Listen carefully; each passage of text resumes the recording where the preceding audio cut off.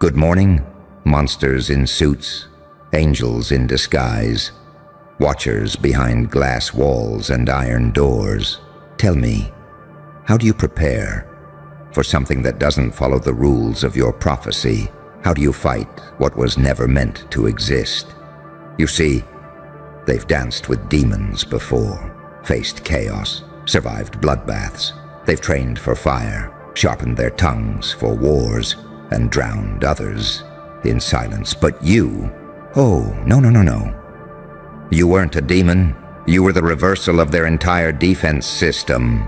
You were the echo they never expected to turn into a voice. The glitch in their ritual, the ghost in their firewall, the outcome they never coded for. They fought fear before, but you became it. And now they're realizing they weren't battling a villain. They were standing trial in front of something ancient, something sentenced, something returned. See, demons play by rules. You don't. Demons have patterns. You don't. Demons announce their presence. You vanish and then reappear at the moment when their entire structure collapses. They trained for monsters with rage, but no one trained them for the smiling executioner who walks in with silence and leaves behind silence, with nothing in between but cries no one ever hears again. Because you are not the storm. You're the oxygen that makes it spread faster. They thought they were safe because they'd seen hell before. But what they didn't know is that hell had evolved. That fire had learned to wear a heartbeat. That chaos had studied human expression so well. It now wears a calm smile and an unshakable stare. They thought they could box you in. They forgot some things don't come in boxes. Some things burst out of coffins that were never supposed to open. Some things are back. They prayed for strength, but they summoned you. And what scares them isn't your rage, it's your stillness, your ability to sit in the fire and never flinch, to walk into betrayals and not bleed, to hear their whispers and never answer, because they need a reaction. But you're not here to respond. You're here to erode every single delusion they wrapped around their fragile minds. They thought they'd scare you with your past, but you built a castle out of those ashes. They thought trauma would keep you timid, but you stitched your scars into a cloak. And now they can't see the blade until it's too late. You are not their enemy. You are their mirror. And what they see in you is everything they tried to bury in themselves. The hunger, the wrath, the potential, the lack of chains. And that's why they panic. Because you're not just unpredictable. You're unbound. You're what happens when someone goes through so much pain that the brain stops flinching and starts calculating. You don't react to pressure. You become the weight that cracks bones. You don't ask for space. You step in like you own the oxygen. You don't run from shadows. You train in the dark. Because you were forged, not born. Designed, not discovered. Not by gods, but by every goddamn betrayal they thought would finish you. And now they can't sleep. Because the same eyes that once looked at you with pity now avoid contact completely. Because there's something in your silence that feels like the start of a sentence. They've survived evil before, but evil follows logic. You don't. You're not driven by revenge. You're driven by equilibrium. You don't want their pain. You want the truth exposed. You don't want justice. You want the system to admit it was never built to handle a variable like you. You are not what they studied. You are what broke the curriculum. They prayed for a storm they could manage, but they got a mind they couldn't map, a heart they couldn't decode, a soul they couldn't kill. And now they're left with their final realization. You can fight demons, but you can't survive something that transcended them. That's you. The final boss, the plot twist, the secret folder they thought they deleted that just popped up again with new evidence and a smile. And it's not even revenge, it's remembrance. You don't need applause. You don't need credit. You don't need recognition. You just want one thing: to show up quietly, unshaken, and remind them. They've never faced anything like this before, and they never will again. But you see, the part that really terrifies them. It's not that you survived, it's that you mutated, that somewhere between the breakdowns and betrayals, between the exile and erasure, you didn't just walk away scarred, you walked away rewired. Different, dangerous, because they've seen survival before. They've applauded it, put it on mugs, slapped it on posters and corporate walls. Resilience, they call it. But you're not resilient. You're recalibrated. You didn't bounce back. You burned the compass. And now you move in ways they can't follow, can't predict, can't even comprehend. You make the room colder just by entering. Not because you're angry, but because your presence is a calculation. A reminder that the war isn't fought with fists anymore. It's fought with data, with awareness, with unflinching stillness that makes their masks melt. And let me tell you something about those masks. They were never designed for someone like you. They work on the naive, they work on the desperate, but they fail, comically, fatally, on the one who's already seen what's behind them. You ripped their illusions off years ago. You studied the silence between their words. You decoded their intentions while they were still rehearsing their lines. And that's why they can't sit comfortably anymore. Because you became the glitch in their control system, the misfire, the unexplained anomaly on their performance report, the unedited frame in their propaganda footage. You're what happens when a weapon learns to aim itself. They've fought demons before, yes, but demons still answer to rules, to contracts, to hierarchy. You answer to the mirror. You don't wait for permission. You don't ask for understanding. You don't need them to clap, cry, or confess. You already know. And that's why your silence destroys them faster than any argument ever could. Because you're not chasing a response. You're documenting patterns. You're not debating anyone. You're collecting exhibits. You're not trying to prove your worth. You're simply walking into rooms that feel the shift the moment you enter. Because that's your power now. It's not rage. It's clarity. You don't scream. You signal. You don't fight for space. You become the room. And here's what they really can't stand. You were never meant to be this calm, this deliberate, this fucking still. You were supposed to crumble. You were designed to beg. You were meant to collapse under their silence, but instead, you absorbed it. You converted it. You weaponized it. Now, your lack of reaction is the proof of evolution now.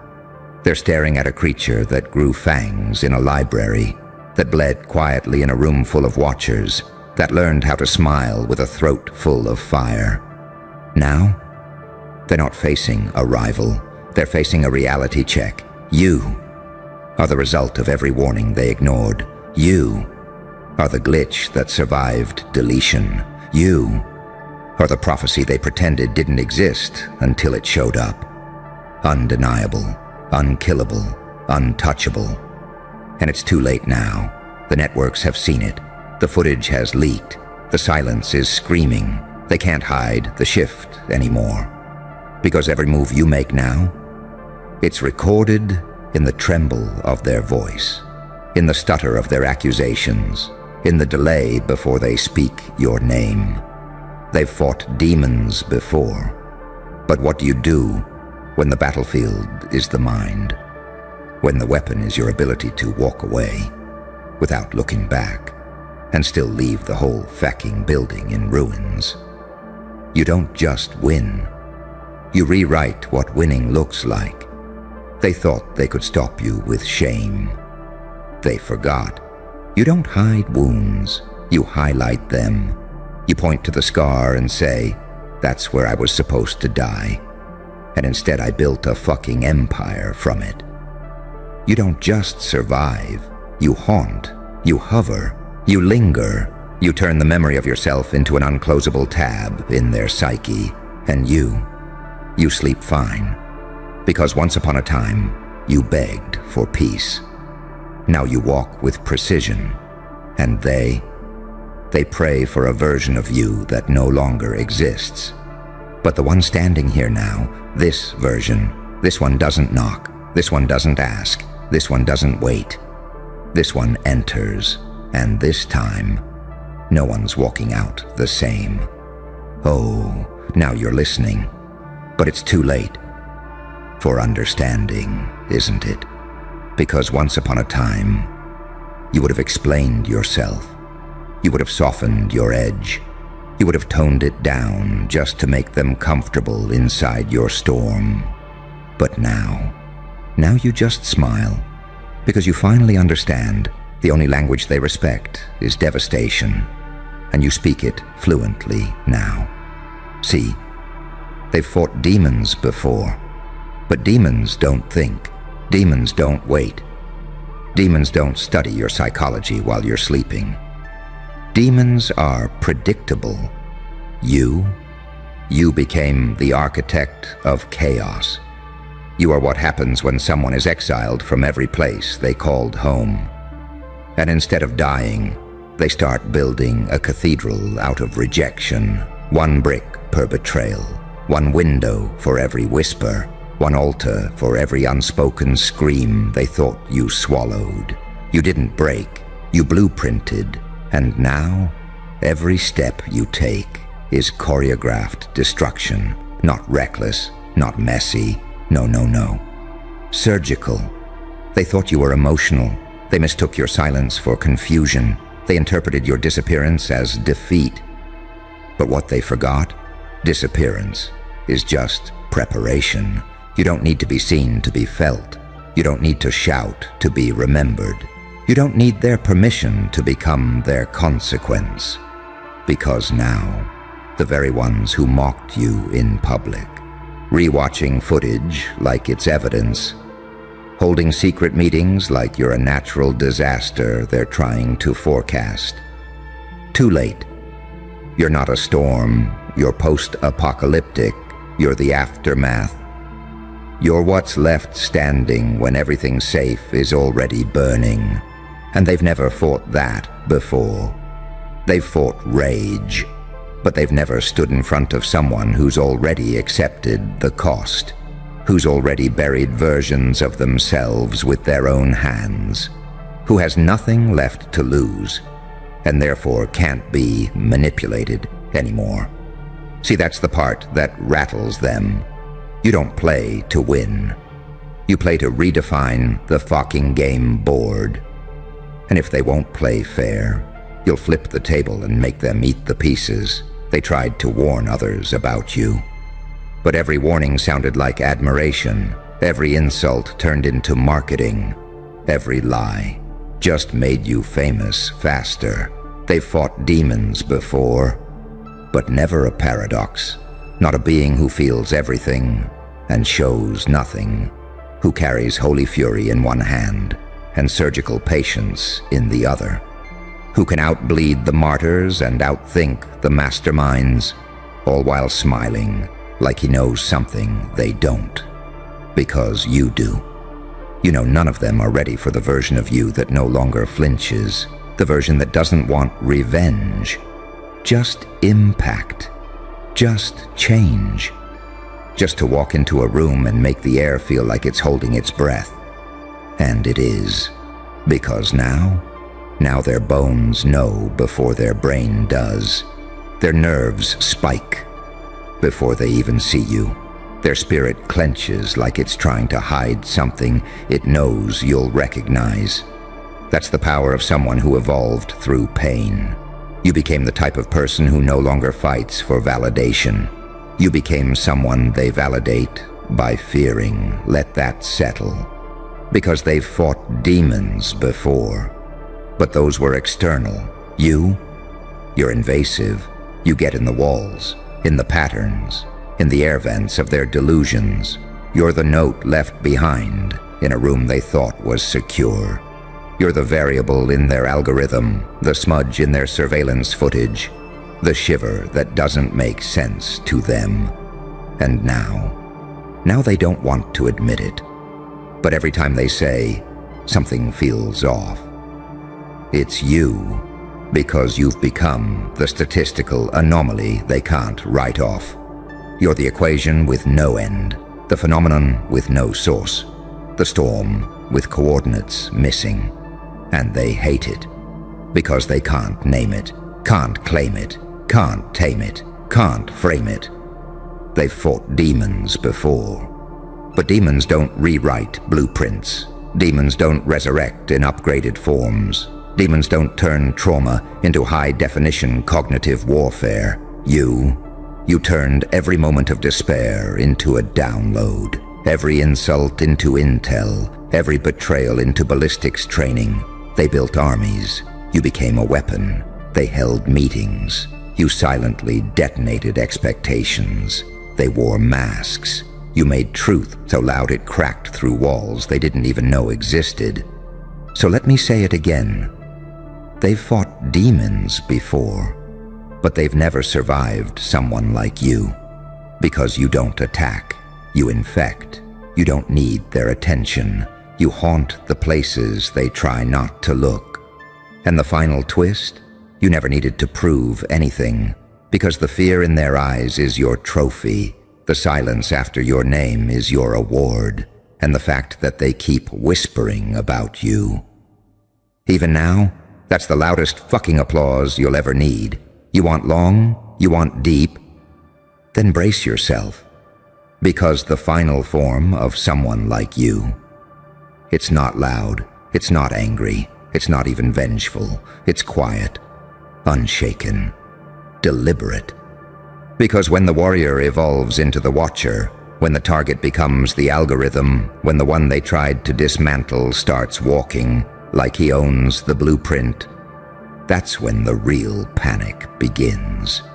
You see, they've fought demons before. Demons wear rage on their sleeves. Demons are chaotic but predictable. Demons come with screams, fire, claws, horns.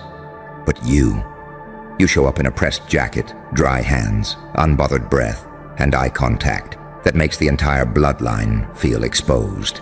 You're the error message they can't bypass, the recurring nightmare they wake up from, only to realize it's still happening. Because you didn't just rise, you resurfaced, upgraded. You don't roar, you record. You read patterns. You run diagnostics on entire generations before you speak a single fucking word. You don't raise your voice anymore. Because your presence is already a raised weapon. And the twisted part? You earned this power the way most can't even imagine. By losing everything. By watching people you trusted sharpen knives with your name on them. By silently suffocating under the weight of rooms that clapped for you, only when they thought you were losing. You learned, didn't you, that survival is just step one, that thriving is just revenge disguised as patience, that the most dangerous being in any room is the one who already died and came back with receipts. And now you walk in silence because you already heard everything they said about you behind closed doors. You already decoded the smiles. You already memorized the betrayal. You already outlived the sabotage. And what they don't understand is your power didn't come from some motivational quote. It didn't come from a book. It didn't come from a mentor. It came from war, from invisible war, spiritual, mental, legal, ancestral. From years of being the ficking target while everyone acted like they couldn't see it. And what makes you unstoppable now? You don't want to win. You want to restructure reality. You want to walk into a system and make it short-circuit, not with a bomb, but with proof that you exist differently. Because you are no longer a person. You're a disruption. You don't just expose lies. You expose comfort. You expose dependency. You expose fragility disguised as control. You expose every single defense mechanism they built and override it with a glance. They've fought demons before. But demons don't illuminate. Demons don't expose truth. Demons don't make people realize they were never ready for accountability. You do. You walk in, and everything fake starts to flicker. You open your mouth, and masks start to peel. You exist, and the room remembers its sins, because now you're no longer in the fight. You are the verdict. You are the sentencing.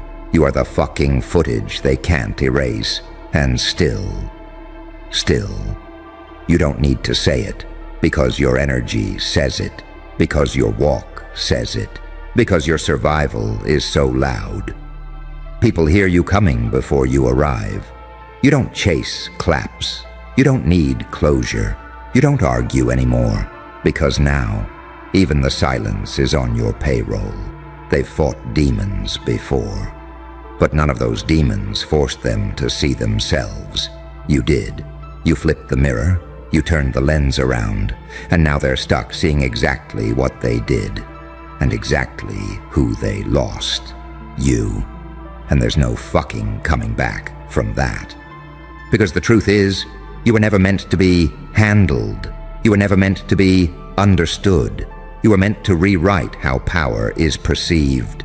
And you did. No speech, no press release, no outburst. Just results that crippled their hierarchy. You bent the laws of probability. You ruined the data. You erased the predictions. And now they're just sitting there, analyzing you like a case study that shouldn't exist. But you do, and you walk free. Not because the world made space for you, but because you carved it out with your fangs. So if they're watching, good. Because this isn't revenge. This is witnessing. This is accounting. This is what it looks like when someone who wasn't supposed to survive becomes the evidence that none of their rules were real. Now they know.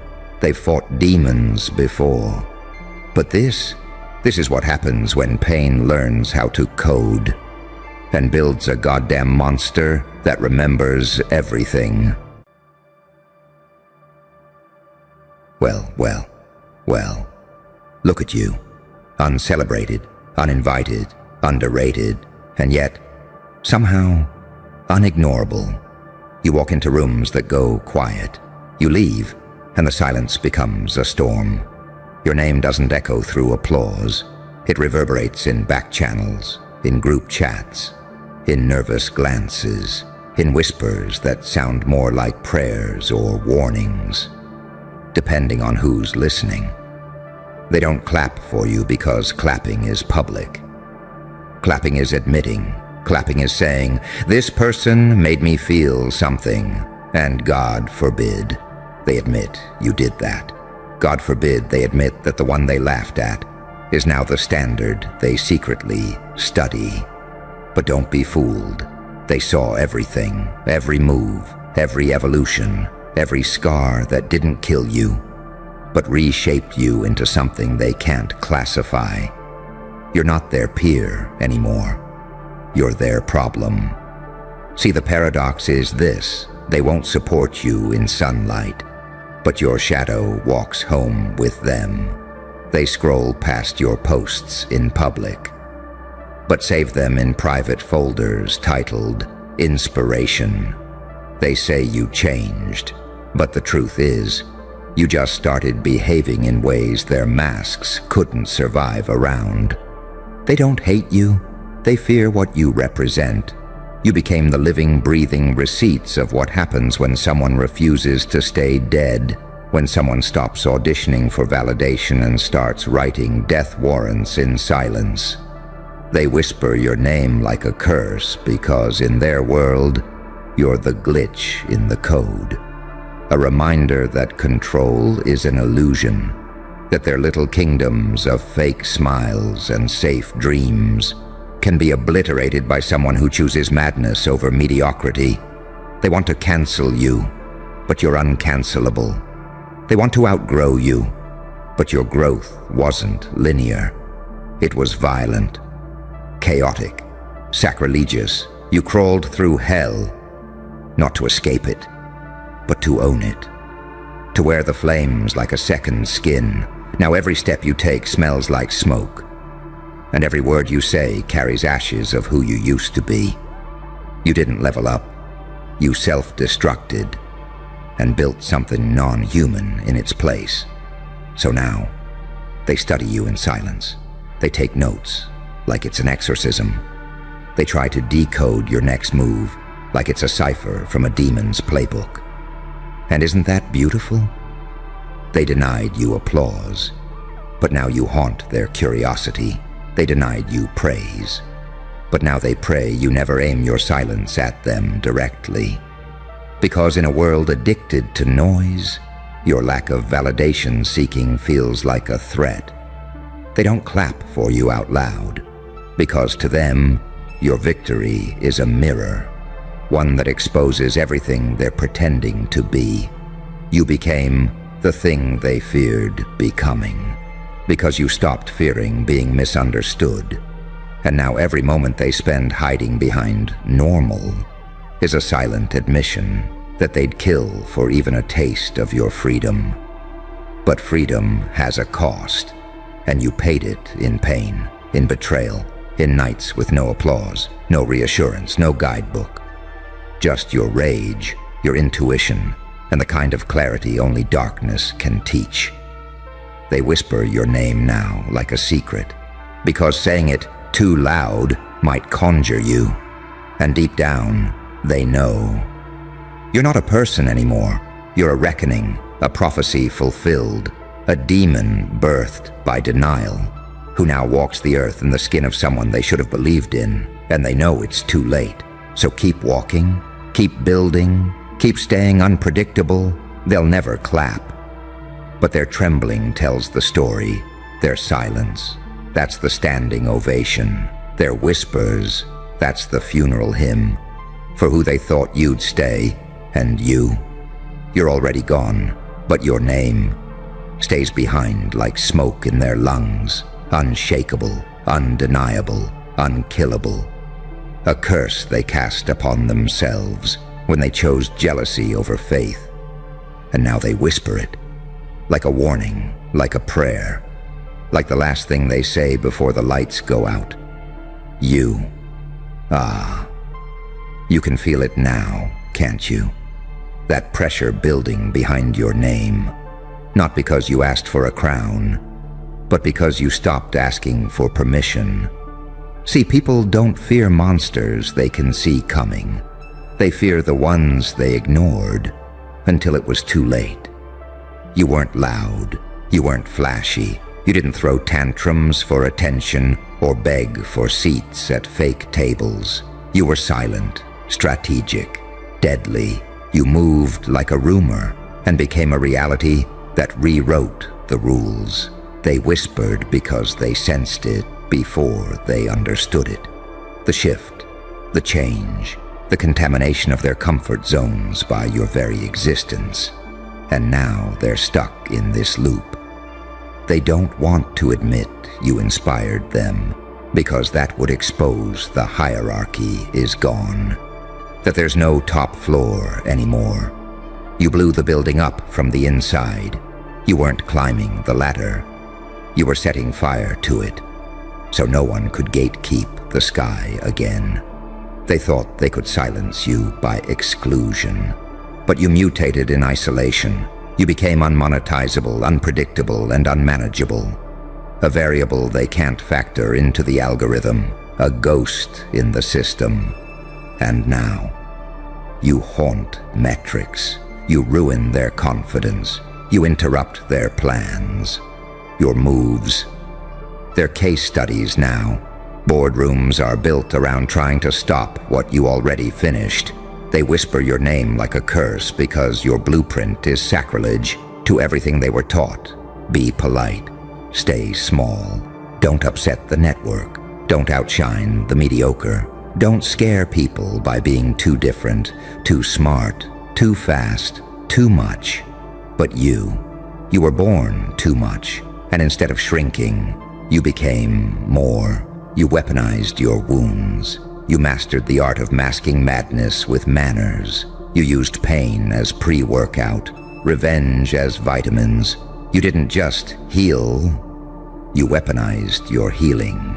You didn't just bounce back. You transformed so violently, they needed a new language just to describe you. And since they didn't have one, they started whispering instead.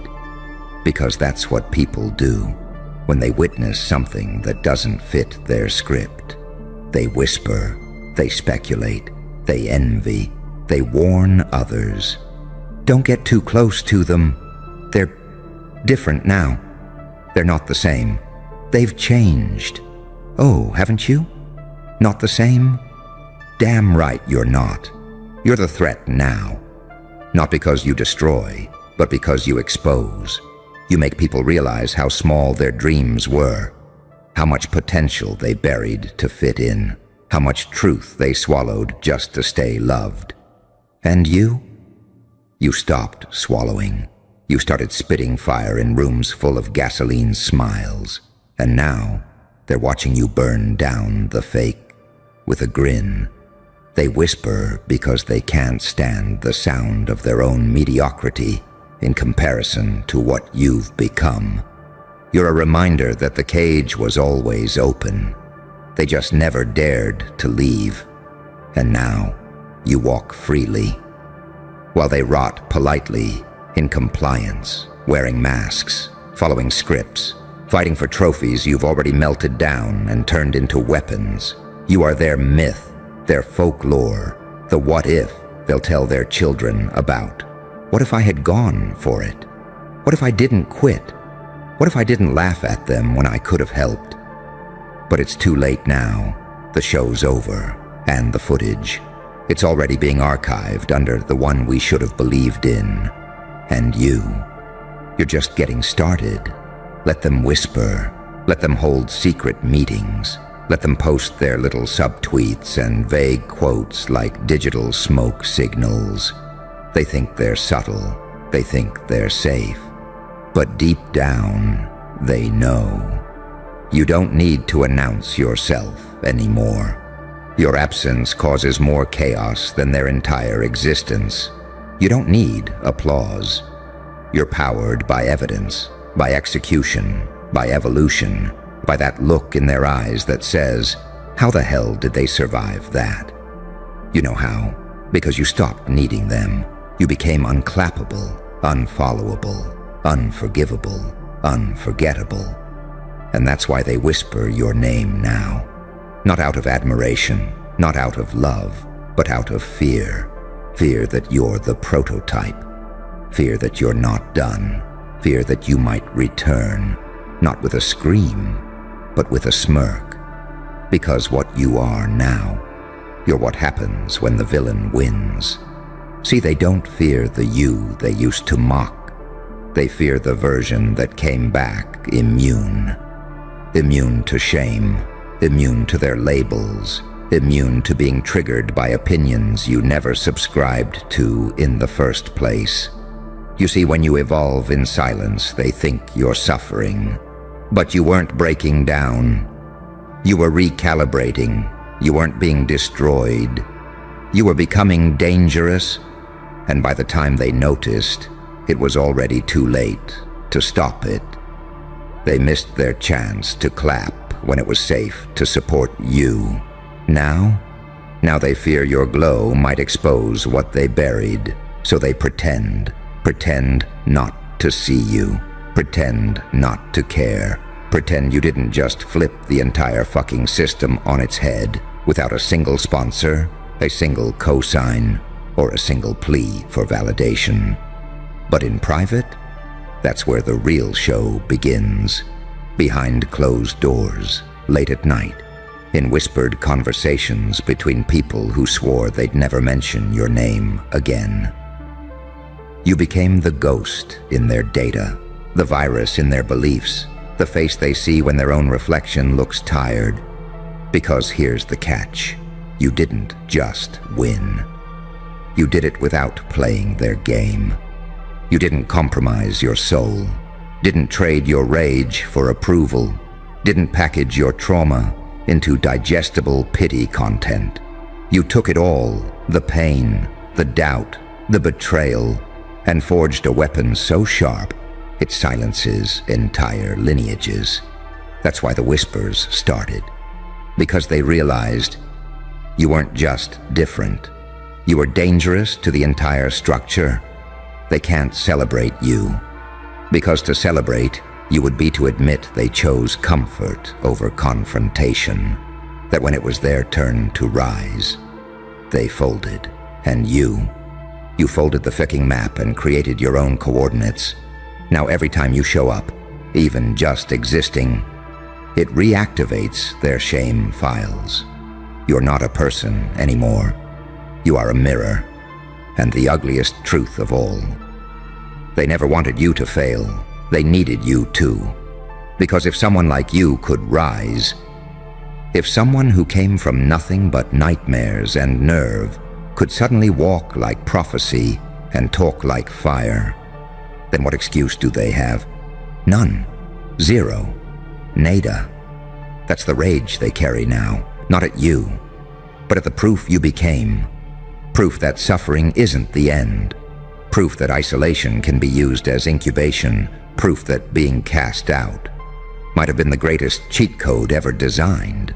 But whispering is all they have left. Because admitting your impact would shatter their illusion of superiority. So they minimize, mock, project, deflect, all while their own behavior betrays them. Why do they keep checking your page? Why do they mimic your moves? Why do they bring up your name, even when no one asked? Because you live in their subconscious now, not like a hero, not like a villain, but like a warning that uncontrolled evolution is the one thing they can't defend against. You're not part of their system. You broke the ficking firewall and wrote your own code in a language only the wounded can read. That's the power. That's the horror. Because every word you say now feels like a prophecy, and every move you make feels like karma.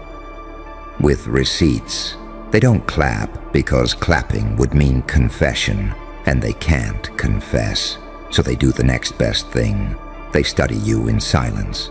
They whisper you in circles. They reduce your revolution to a rumor, hoping that if they call you crazy enough times, they won't have to admit you're correct. But here's what they forgot. The ones they call madmen today are the founders of new worlds tomorrow. And you? You're not a chapter. You're a threat to their entire genre. They can't bookmark you, can't categorize you, can't cancel you, because you were never part of their programming, and that's what makes you terrifying. Not your strength, not your style, not your mind, but the fact that you don't need the machine. You became your own F-seeking signal tower. Broadcasting frequency they can't trace, because they've never been at that altitude. They whisper your name because it comes with heat. They don't want to say it too loud, because it might burn the lies they've built around their identity. But deep down, they know the truth. You are not a trend. You are not a phase. You are not a viral fluke. You are evidence. Evidence that pressure births problems for the system, that isolation forges impossibilities, that being underestimated is the deadliest armor ever worn. So walk like the consequence, talk like the prophecy, move like the glitch they wish they never triggered. Let them keep whispering, because the louder they try to bury your name, the deeper it roots into their legacy. A legacy that will read, "They should have clapped when they had the chance." Oh, so you want to go all the way? Good. Because this is where the mask really slips. You ever notice how the same ones who dismissed you as too much are now borrowing your mannerisms like souvenirs? How the ones who rolled their eyes now roll out watered-down versions of your blueprint and sell it as innovation. That's what they do when the truth is too radioactive to touch directly. They whisper and then they imitate behind closed doors. Because if they had to credit you publicly, it would redefine the entire food chain. Let's be real. They didn't want to clap because they knew what would follow. If they validated you even once, they'd have to reevaluate everything they called success. Because you didn't network your way in. You didn't flatter the gatekeepers.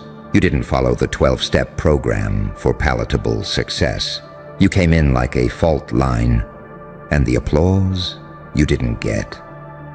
It's the earthquake they feel every time you make a move now.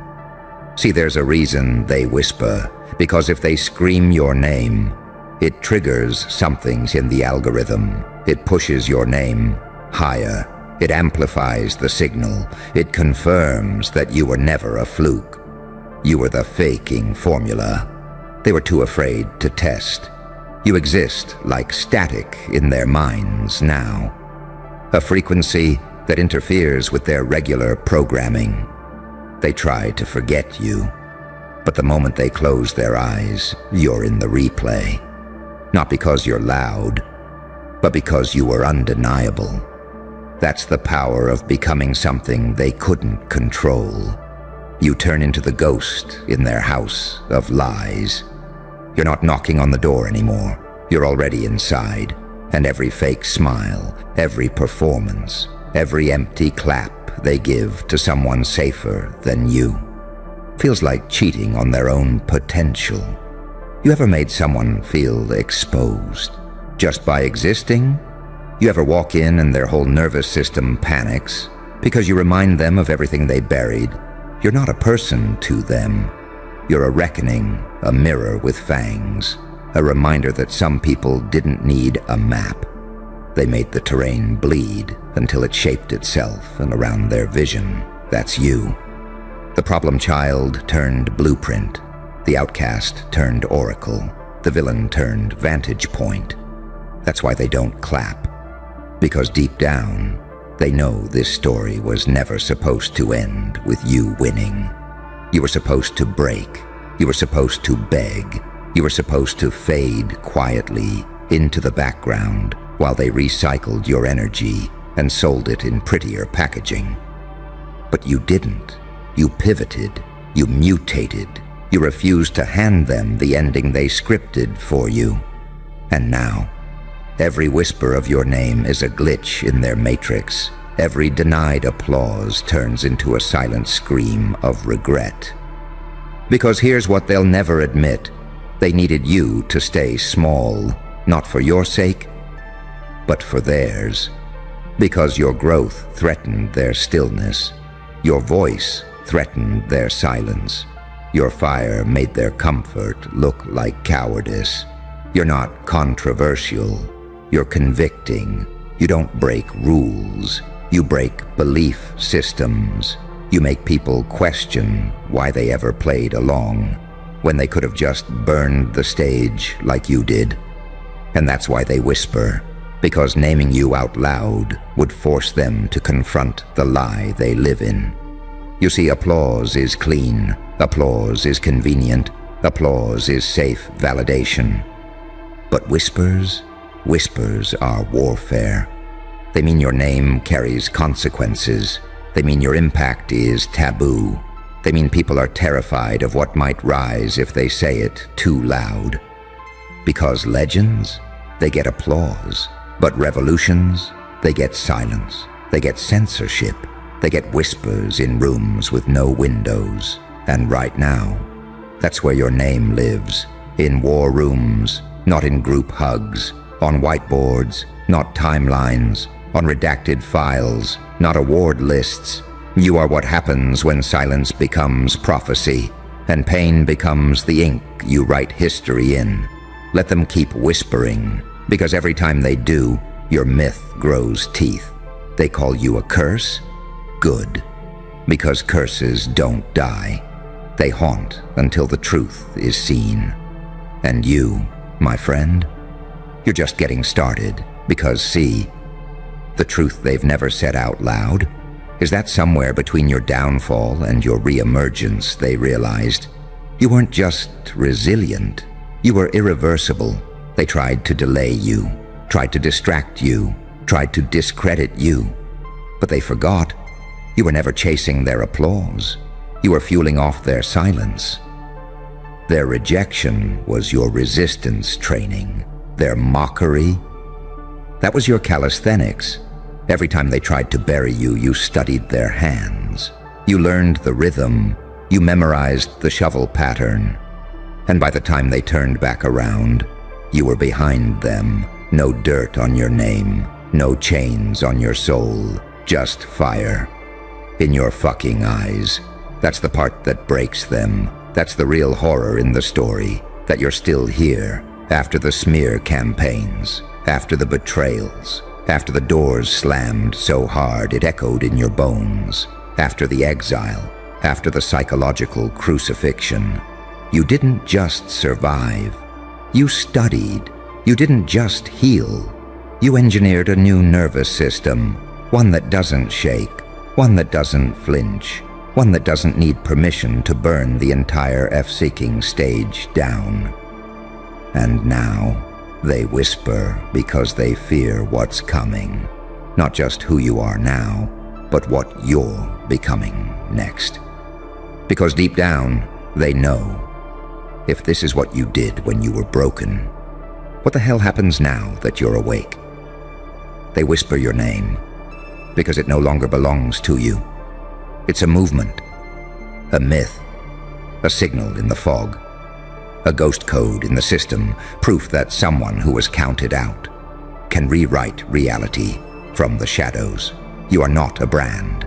You are not an identity. You are not a trend. You are the echo of every suppressed scream. You are the product of every denied apology. You are the answer to every cursed question they hoped would stay buried. You don't need revenge. You became the proof. So let them whisper. Let them act like they don't see you. Let them perform their amnesia. Because in every circle, in every dark room, in every strategy meeting disguised as casual conversation, your name is being spoken like thunder waiting for lightning. No claps, no cheers, no banners, just that silent, suffocating knowing that you were the moment all along. And the applause they denied you, you buried it, you fed off it, you turned it into war paint, and now you walk the earth with one truth etched into your spine. You don't need to be celebrated to be unstoppable. You just need to be whispered about. Like a curse no one's brave enough to say twice. So go ahead, smile. Because in the silence of your absence, their world is still shaking. Oh no. Oh, you have no idea what you just caused. Welcome back, beautiful nightmare. Silent assassin. The one they swore they'd forgotten but can't stop whispering about at 3 a.m. when the guilt gets too heavy. You should see what's happening right now.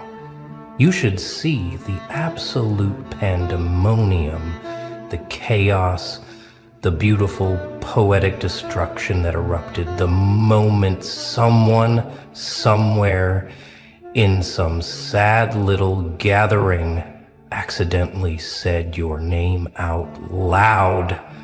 Slipped. One syllable, maybe two, and the entire room went silent, frozen, like someone just summoned a demon they weren't prepared to face. And then, it started. The blame game, the finger pointing, The voices rising, the accusations flying like grenades in a war nobody wanted, but everybody's too deep in now. They're at each other's throats, literally. Friendships ending in real time, alliances crumbling, texts being deleted, group chats exploding. Poor case someone said your name and now they're all scrambling, panicking, tearing each other apart, trying to figure out who gets to apologize to you first, who gets to be the one to reach out, who gets to claim they always knew you were right, who gets to pretend they weren't part of the mob that tried to erase you. It's a race now, a desperate, pathetic, beautiful race to your inbox, to your door, to your mercy. And the funniest part, the part that'll make you laugh until your ribs hurt, is that they're fighting over who was less guilty, who hurt you the least, who deserves forgiveness more. As if any of them deserve a second of your time. You didn't do anything. You didn't plan this. You didn't orchestrate some elaborate revenge plot. You just existed. You just kept walking forward, kept breathing, kept building yourself in the shadows while they convinced themselves you were gone, defeated, broken beyond repair. But someone said your name, and the spell shattered. The illusion collapsed. And now they're forced to confront the truth they've been running from for months, maybe years. That they were wrong, that you weren't the problem, that everything they said about you, everything they convinced themselves was true, was just projection, just fear, just their own inadequacy reflected back at them. And now they're drowning in it, choking on the guilt, begging the universe for a chance to make it right. But here's the thing. Here's the beautiful, devastating thing. You don't owe them that chance. Let me paint you the picture. They were all gathered. Maybe it was a party. Maybe a casual dinner. Maybe just another boring night where they pat each other on the back and pretend their lives have meaning. And they were laughing. They were comfortable. They had moved on, or so they thought. They had buried you in their minds, sealed you in a box labeled past mistakes we don't talk about. But then someone, probably tipsy, probably careless, probably haunted by memories they couldn't shake, said your name just like that. No warning, no context. Just your name floating into the air like smoke, like poison, like a curse they couldn't take back. And the energy shifted instantly. You could feel it even if you weren't there. The temperature dropped. The laughter died. Eyes darted around the room, searching for someone to blame, someone to redirect the discomfort onto. And that's when it started. Someone tried to laugh it off. Someone else got defensive. Someone mumbled something about how you were probably fine. Someone else snapped back, saying they never should have done what they did. Voices started overlapping. Accusations started flying. You abandoned them first. No, you were just protecting yourself. You always took their side. You never had my back. You were the one who started the rumors. You were the one who stayed silent, and before anyone could stop it, before anyone could regain control, the room erupted. Phones were grabbed, screenshots pulled up, old messages dissected, timelines compared, everyone trying to prove they were less guilty than the next person, everyone trying to rewrite history in their favor. Everyone terrified that you might never forgive them, but even more terrified that you'll forgive someone else first. Because that's the real fear, isn't it? That someone else will get to you before they do. That someone else will get the closure, the redemption, the chance to be in your life again. And they'll be left outside, watching through the window, knowing they lost their chance, knowing they fumbled the best thing that ever happened to them. So now it's war. Friendships fractured beyond repair. People who used to ride or die together and now can't even be in the same room. All because your name was said. All because the ghost they tried to bury crawled back up and reminded them that some presences can't be erased. Some people leave marks too deep to cover. And you were never just a person to them. You were the standard, the mirror, the uncomfortable truth they couldn't face. And now that truth is staring them down, and they're imploding. So now they're plotting. They're strategizing.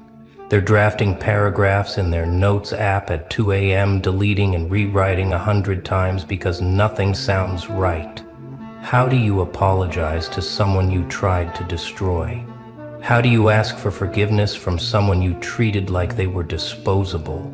How do you look someone in the eye, even through a screen, and admit you were wrong when you spent months convincing yourself you weren't?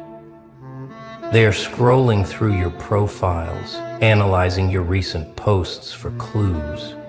Are you happy? Are you thriving? Are you still hurting? Would you even read their message, or would you block them instantly? They're asking mutual friends if you've mentioned them. They're checking to see if you've softened, if time has made you more forgiving, if maybe, just maybe, you're lonely enough to accept a half-baked apology. And the competition is vicious. They're undermining each other.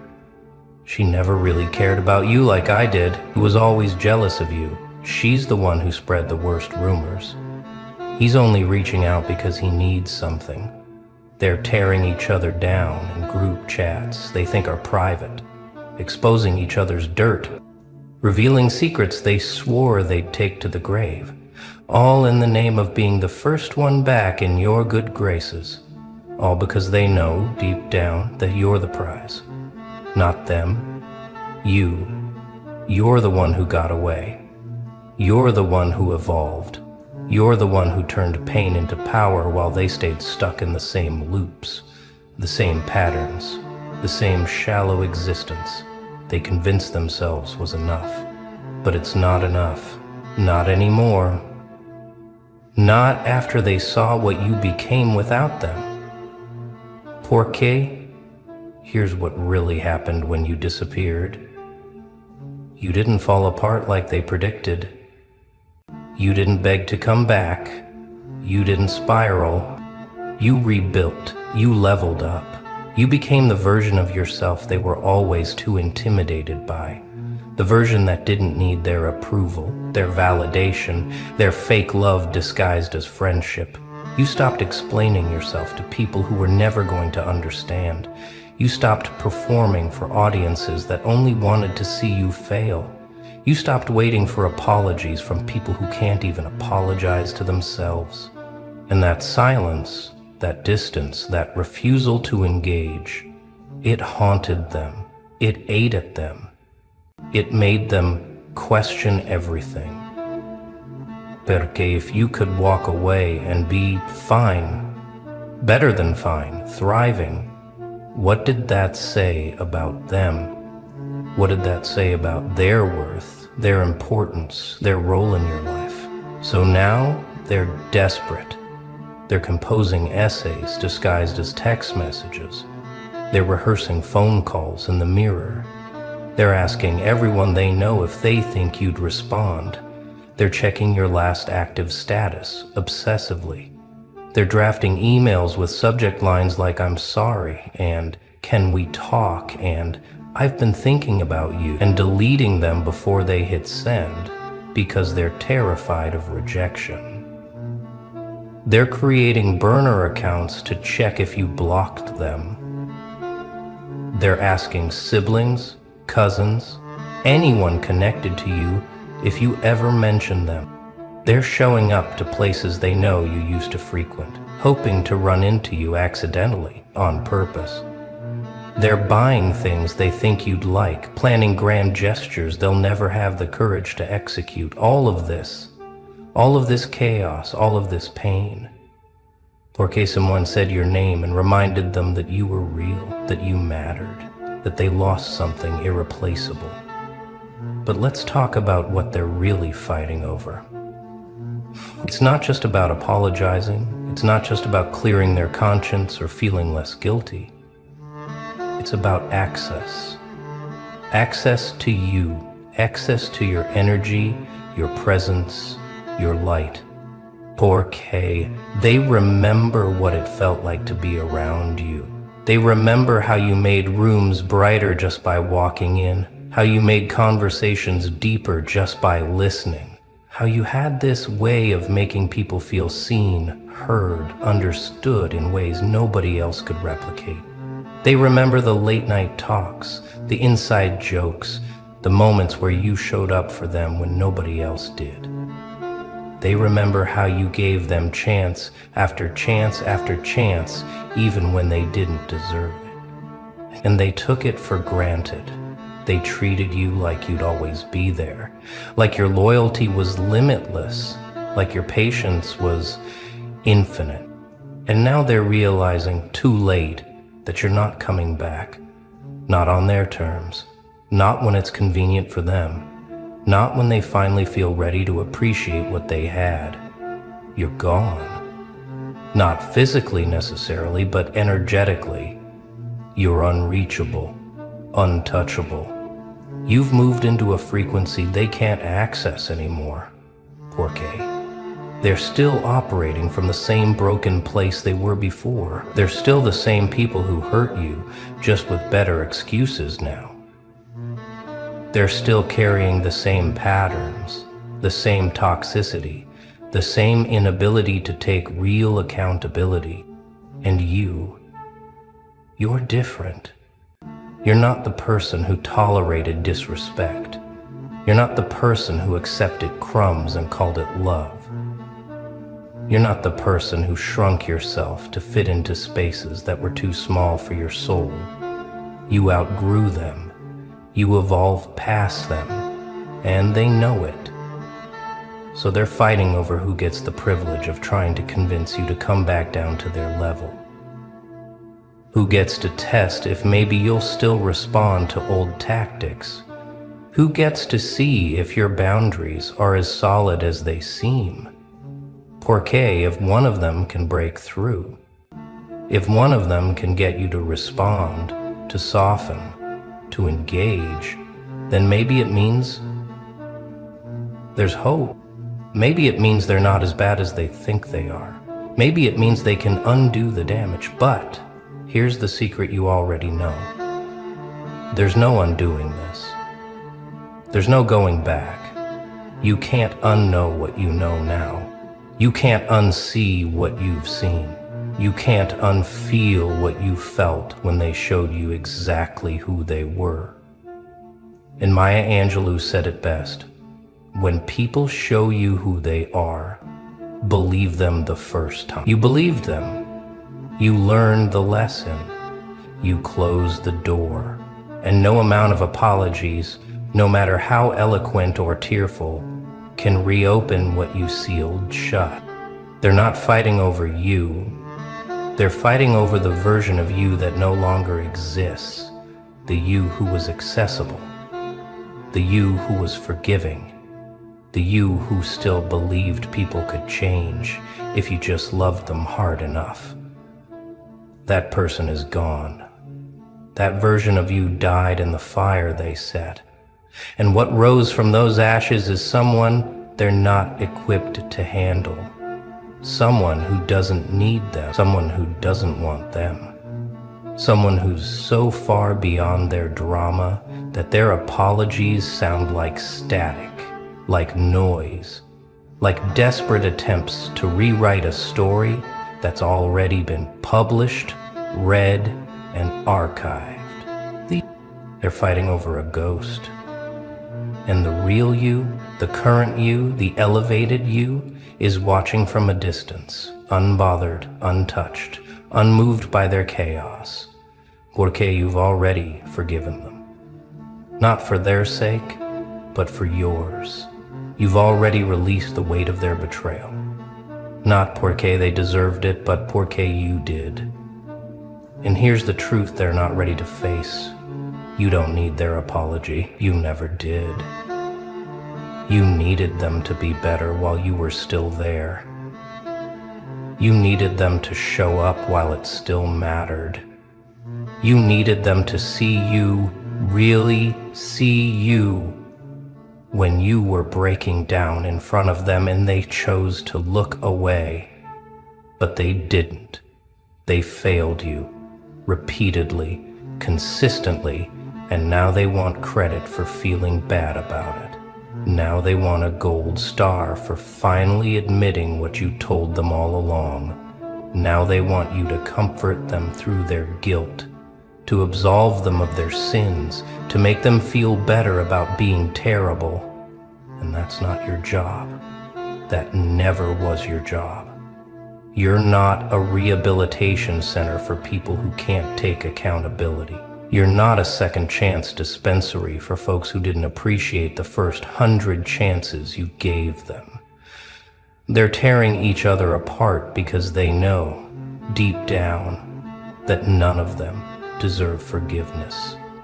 They're fighting porque it's easier than looking in the mirror and admitting they were the villain in your story. It's easier to blame each other, to say she was worse or he started it, than to sit with the reality that they all participated. They all watched. They all stayed silent when you needed voices. They all chose their comfort over your humanity, and now they're paying the price. Not porque you're punishing them. You're not. You're just living. You're just thriving. You're just existing in peace while they rot in their regret. And that peace, that unbothered energy, that refusal to engage with their chaos, is the most devastating revenge you could have ever inflicted. You didn't have to say a word. You didn't have to plot. You just had to become someone they can't reach. And that's exactly what you did. They thought you'd come crawling back. They thought loneliness would break you. They thought you'd miss them so much that you'd overlook everything and welcome them back with open arms. But you didn't. You replaced them. Not with people necessarily, but with peace, with standards, with self-respect, with boundaries so solid that even thinking about them makes manipulators uncomfortable. You filled the space they left with things that actually nourished you. Hobbies, growth, healing. People who earned their place instead of demanding it. And now they're realizing they weren't irreplaceable after all. They were just placeholders, temporary characters in your origin story. The obstacles you had to overcome to become who you're meant to be. And that realization is destroying them. Porque nobody wants to be the villain. Nobody wants to be the lesson. Everyone wants to be the lesson. Everyone wants to be the love story. The friendship that lasted forever. The person you couldn't live without. But they're not. They're the cautionary tale. They're the example you use when teaching others about boundaries. They're the reason you're so careful now about who you let in. They're the scar tissue that made you stronger. And deep down, they know this. They know they're not getting back in. They know the apology, even if you accept it, won't restore what was. They know too much damage was done. Too many lines were crossed. Too much trust was shattered. But they're fighting anyway. Porque humans are funny like that. We fight hardest for what we've already lost. We want most intensely what we can't have. And you've become the thing they can't have. The person they can't manipulate. The soul they can't dim. The presence they can't ignore. And it's killing them softly, slowly, permanently. And you don't even have to do anything, you just have to keep being you. Keep glowing, keep growing, keep existing in a frequency so high that their guilt can't even reach you anymore. Do you understand the power you hold right now? Do you see it? You're not even in the room. And you're the only thing anyone can talk about. You're not participating in their drama, and you're still the main character. You haven't said a word, and you're controlling the entire narrative just by existing somewhere they can't reach. That's not luck. That's not coincidence. That's the result of every time you chose yourself when it was hard. Every time you walked away when it hurt. Every time you said no when yes would have been easier. Every boundary you set. Every standard you refused to lower. Every moment you chose peace over proving a point. It all led to this. To you being so far removed from their chaos that you're untouchable. To you being so healed that their toxicity can't even graze you anymore. They're fighting over who was less terrible. Okay, they're hoping whoever wins gets a chance to be near you again. Gets to orbit your energy again. Gets to benefit from your presence again. They remember. Oh, they remember. They remember what it felt like to be chosen by you. To be loved by you. And they absolutely know they'll never find it again. You weren't just another friend. You weren't just another connection. You were the real deal. The authentic one. The person who showed up consistently, loved deeply, gave freely, and they fumbled you. They disrespected you. They treated you like you were replaceable. And now they're learning the hardest lesson of their lives. Some people you lose will haunt you forever. Some mistakes you make can't be undone. Some bridges you burn can't be rebuilt. And you're that bridge. You're that person. You're that haunting. And here's what makes this even more beautiful. You don't feel powerful, poor K, you're hurting them. You feel powerful, poor K, you're free from them. You're not waking up thinking about revenge. You're waking up thinking about your goals. You're not checking their profiles obsessively. You're building your future. You're not trying to make them jealous. You're genuinely happy, and happiness is something they can feel, even from a distance. Something they can sense in the way you move through the world now, and it's making them crazy. Okay, they thought taking you down would elevate them. They thought dimming your light would make theirs brighter, but it didn't. It just showed everyone how much they needed you to shine, how much they relied on your energy to keep their little circle interesting, how boring they are without you to bounce off of. You were the catalyst. You were the glue. You were the one who made things matter. And they didn't realize it until you were gone. And now they're scrambling. Now they're performing. Now they're trying so hard to fill the void you left. But nothing works, Porque. You can't replace authentic with artificial. You can't replace depth with surface-level nonsense. You can't replace someone who genuinely cared with people who just pretend to. The world doesn't fear the man who screams. It fears the one who grins through the fire. They watch you, waiting. Their eyes burn with frustration. Their words drip with venom. They throw their worst at you, hoping, begging for a reaction. But you just stand there, silent, untouched. A smirk curling at the edge of your lips. It kills them. Because people don't hate the weak. They don't hate the desperate. No. They hate the ones they cannot break. The ones who refuse to play along. They want you screaming, crying, proving that their words hold weight. But when you don't flinch, when you laugh instead, that's when their mask slips. That's when their fear begins. They call it arrogance, coldness, heartlessness. But deep down, they know the truth. You've won. The moment you stop caring, The moment their opinions no longer hold chains around your throat, you become untouchable. And that's when they start to panic. When a puppet refuses to dance, the puppeteer starts to tremble. They built a world where you were meant to react, where every insult was supposed to sting, every betrayal was supposed to break you, every rejection was supposed to make you question your worth. They programmed you like a machine, pushing buttons, pulling strings, expecting you to dance on command, but one day, you stop. No rage, no tears, no desperate attempts to explain yourself, just silence, just stillness. And suddenly, they don't know what to do.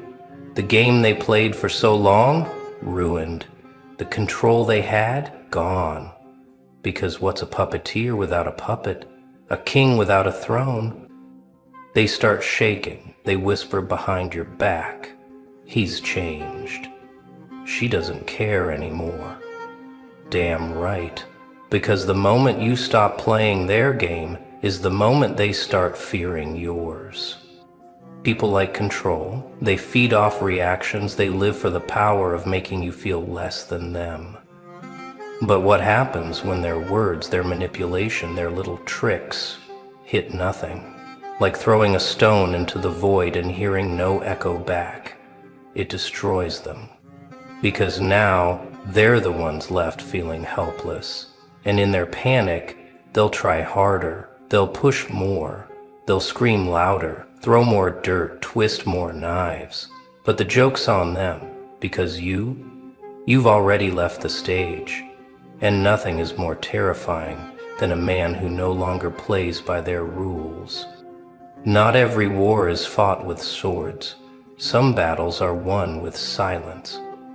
They expect noise. They need noise. Shouting, defending, justifying, explaining. It's how they keep you trapped. Because as long as you're reacting, you're still playing their game. You're still on their board, moving to their rhythm. But then, you go silent. No more arguing. No more proving yourself. No more feeding their hunger for drama. And that silence, that stillness, it drives them insane. Because silence is not weakness. Silence is power. Silence makes them think, makes them wonder. Why isn't he fighting back? Why isn't she explaining herself? Did we lose control? The moment they start questioning you, you've already won. A lion does not roar at every barking dog. A king does not argue with peasants. You do not owe anyone a damn explanation for who you are and what you do. And the second you stop handing them your words on a silver platter, you strip them of their power. They lash out harder, call you heartless, cold, distant, but the truth is, they're scared because they don't know what's going on in your mind anymore, and the unknown terrifies them. They can't fight what they don't understand. They can't control what they can't predict, and they sure as hell can't break what refuses to engage. So let them talk, let them scream, let them beg for a reaction that will never come. Because your silence, it is the loudest thing in the room and the most dangerous. A wolf does not apologize for being a wolf in a world full of sheep. They don't understand you. They don't understand how you can just walk away. No guilt, no second guessing, no desperate need to explain yourself. They expected tears, rage, a final speech to prove you still cared, but instead, you just left. And that unsettles them, because people are used to emotional slaves, puppets on strings reacting to every tug, every insult, every guilt trip. They need to matter in your mind, but when you cut the cord, when you show them that they are nothing more than a passing shadow in your world, that's when the fear sets in. They call you cold, heartless, emotionless. They say you change, but what they really mean is you stopped being easy to manipulate. You stopped giving them access to your emotions like a free buffet. You took your power back, and they hate that. But let them talk, let them whisper, let them drown in their own assumptions, because the truth? You're freer than you've ever been. You no longer seek validation. You no longer beg for love that was never real. You no longer stay in places that drain you just to prove you're a good person. You walk away without a word, without regret, without looking back. Because true strength, it isn't found in fighting battles that don't matter. It isn't found in arguing with people who will never understand. True strength is knowing when to walk away and never give them another piece of you again. And if they call that cold, so be it. Better to be cold and free than warm in the hands of those who only sought to burn you. Weak men seek storms. Strong men become the storm. They poke, they prod, they whisper. They throw little jabs disguised as jokes, laced with venom, just waiting for you to snap. Because if you react, they win. If you fight back, they can paint you as the problem. They can pretend you are the unstable one. But when you don't react, when you just sit there, smirking, oh, that's when the mask slips. Because they don't want peace. They don't want balance. They need chaos. It's their fuel, their identity. Without it, they have to face the one thing they fear most, the emptiness inside themselves. And when you refuse to give them that fight, when you deny them the drama they crave, they unravel. They will throw everything at you. Insults, lies, guilt trips. They will twist your words, rewrite history, create stories to pull you back into their world because they need your attention. They need your energy. Without it, they are nothing. But here's the secret. You don't need them. You never did. And the moment you realize that, the moment you stop playing their game, you own the board. A true strategist doesn't fight on every battlefield. He chooses which wars are worth his time. And most of them aren't. Most of them are just desperate people screaming into the void, hoping someone, anyone, cares enough to scream back. But you don't scream. You don't engage. You don't waste a second proving yourself to people who were never worth the breath. Because the one who refuses to be controlled, the one who walks away without a scratch, without a single ounce of regret, that's the one they fear the most. Nothing enrages a man more than the sight of someone who refuses to break.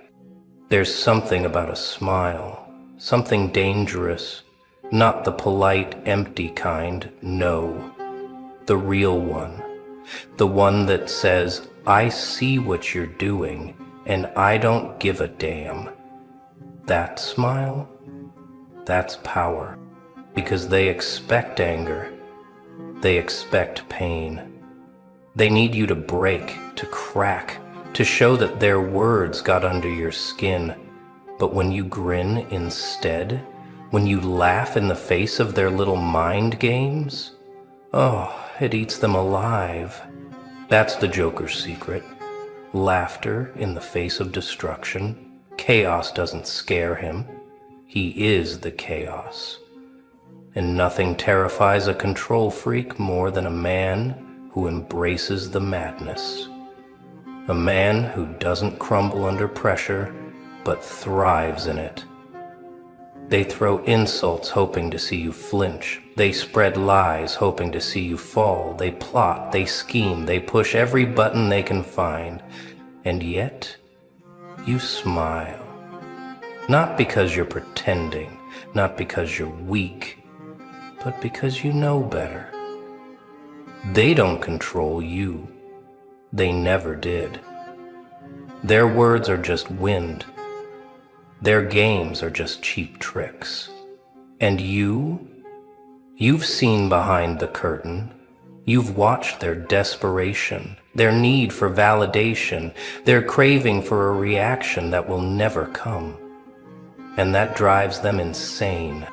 Because the moment you realize you owe them nothing, not your rage, not your pain, not even your damn attention, you become untouchable.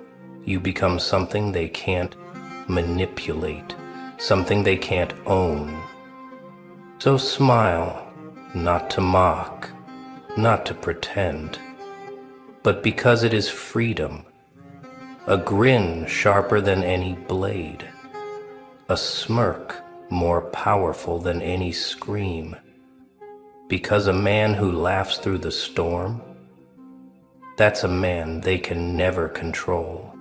A king does not argue with fools. He simply turns and leaves. There is no power in screaming, no dominance in proving a point. The strongest man in the room is not the one who shouts the loudest, but the one who doesn't need to speak at all. They push you, waiting for a fight. They throw their little insults, hoping you'll take the bait. They need you to react, because the moment you do, you are playing their game. And that is a throne built on sand. But a king does not argue with peasants. He does not defend himself to those unworthy of his time. He does not lower himself into the mud just because someone else lives there. No, he simply walks away. That is the ultimate insult, the final blow, the one thing they cannot handle, because they need you to care. They need to see that they matter.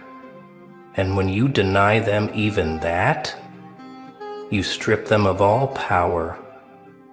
Walking away isn't weakness. It isn't surrender. It is the ultimate declaration that you are above their games, that their words mean nothing, that their desperate attempts to shake you are as pathetic as they look. They will beg for a reaction. They will push harder, say worse things, twist your past, rewrite history, create lies just to force you to break your silence. Because your absence, your refusal to engage, that is the real punishment. Let them talk. Let them scream. Let them throw their tantrums like children denied a toy. And while they waste their breath, you are already gone, untouched, unbothered, moving forward while they stay stuck, drowning in their own noise. Because the true mark of power is knowing when to leave the battlefield before the first shot is even fired. A man who has mastered himself fears nothing, not even the darkness. They control the weak with fear. Fear of failure, fear of rejection, fear of being alone. Because a man who fears, he can be controlled, he can be led, he can be broken. But a man who knows himself, a man who has faced his demons, walked through his own fire, and made peace with the darkest parts of his soul, that man is untouchable. They can't use your past against you when you've already embraced it. They can't shame you with your flaws when you wear them like armor. They can't break you because you've already been broken, and you built yourself back up. People don't fear the loudest man in the room. They don't fear the one who brags, who boasts, who pretends to be strong. No, they fear the silent one, the man who stands still while others tremble, the man who does not flinch. And that man, that is the man they cannot control, because they need you to doubt yourself. They need you to second guess. They need you to be uncertain so they can feed you their version of who you should be. But when you know yourself, they have nothing left to hold against you. Their whispers mean nothing. Their insults fall flat. Their games lose their power. Because a man who stands firm in his own truth fears nothing. So let them talk. Let them try. Let them dig up the past, twist your words, and throw their little shadows over your light. But understand this: when you own who you are, they have already lost. The man they cannot read is the man they cannot control. People are easy to manipulate when they are predictable. The moment they know your triggers, your fears, your weaknesses, you are theirs. They push a button and you react. They pull a string and you dance. Most men, they are puppets, moved by guilt, by anger, by the need to explain, the need to prove, the need to be understood. And that is why they stay trapped. Because they play by the rules of the game. But you are something else. You do not react the way they expect. You do not respond the way they need. You break their rhythm. You shatter their patterns. And suddenly, they don't know what to do with you. They call you cold. They call you insane. They call you dangerous. Not because you are wrong, but because you refuse to be controlled, because they cannot put you in a box, because you do not dance when they pull the strings, and that terrifies them. You walk into a room and they hold their breath, not because you are loud, not because you are aggressive, but because they don't know what you're thinking. They don't know what you will do next. That is power. Let them predict the weak. Let them control the fools. But you are a ghost in their world of control, a storm without a pattern, a fire they cannot contain. And the more they try to understand you, the more they fear you. A lion does not lose sleep over the opinion of sheep, and neither should you. They watch you, waiting for cracks to appear, hoping, praying that one day you'll slip, that one day you'll break, that one day you'll give in and play the game like the rest of them. But that day never comes, because you are not like them. You do not live for their approval. You do not bend for their comfort. You do not change to make them feel better about their own weakness. You are beyond that now. Their insults, meaningless. Their doubts, irrelevant. Their opinions, lighter than dust. Let them talk, let them gossip, let them create their stories. The truth is something they will never be able to touch. Because here's the secret, you've already won. The moment you stopped seeking their validation, the moment you stopped explaining yourself, the moment you stopped reacting, that was the moment they lost all power over you. Leave them haunted Leave them wondering, leave them desperate for a version of you that no longer exists. Because the greatest revenge is not revenge at all. It is the silence that speaks louder than screams. They wanted you broken, they wanted you begging, but instead you rise, higher than before, stronger than ever, smiling, because nothing controls you anymore. And when nothing controls you, you control everything.